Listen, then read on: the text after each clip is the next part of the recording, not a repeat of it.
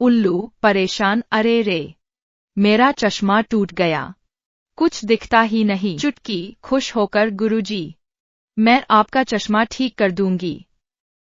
उल्लू, हाँ हाँ हाँ, तू तो दिन में भी ठीक से नहीं देखती चुटकी। उल्लू हैरान, अरे बाप रे, सब साफ साफ दिख रहा है। वाह चुटकी, तू तो सबसे चतुर है। सब तोते मिलकर वाह वाह करने लगे। अब तोते कह रहे हैं, हमें किसी ने लाइक और सब्सक्राइब नहीं किया।